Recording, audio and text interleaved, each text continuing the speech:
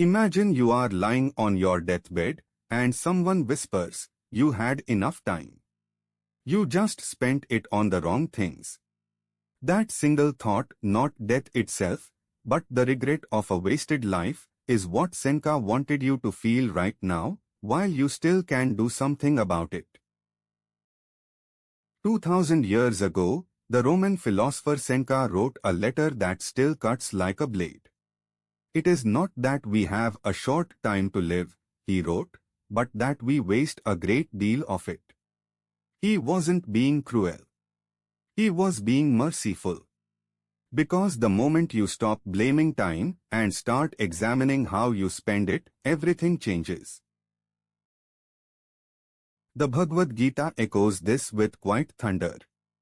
Krishna tells Arjuna that the soul neither rushes nor delays, only the distracted mind believes it is running out. Both traditions point to the same truth: time is not your enemy. Unconsciousness is. We lose years not to clocks, but to noise, numbness, and borrowed urgency. Most of us live as though life is a rehearsal. We say, "Someday," like it's a place on the map. "Someday I'll travel. Someday I'll forgive. Someday I'll begin." But Seneca observed that people guard their money fiercely while surrendering their hours to anyone who asks. We protect what glitters and give away what is genuinely irreplaceable. Busyness is not the same as living. A river that spreads too thin across flat land loses its depth, its current, its power. It becomes a swamp. Seneca called this dispersed living, scattering yourself across 1,000 shallow obligations while the one life that matters quietly drains away. Depth requires choice. And choice requires the courage to say no. We also steal time from ourselves through anxiety about the future and guilt about the past.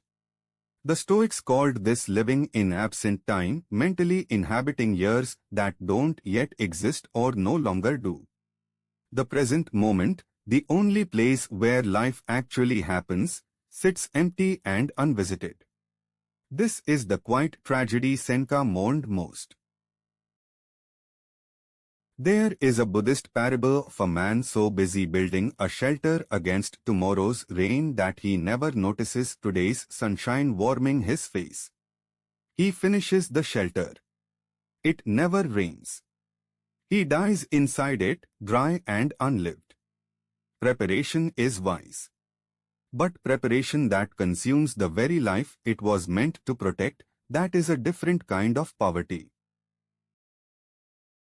Here is the turning point that reframes everything. You are not running out of time. You are running out of awareness.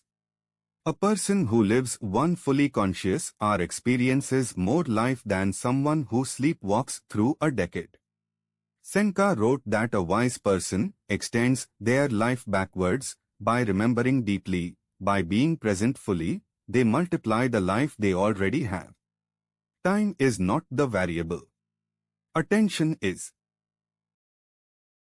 Today, try this. Before you sleep, ask yourself one honest question: was I present today, or was I somewhere else? Not productive.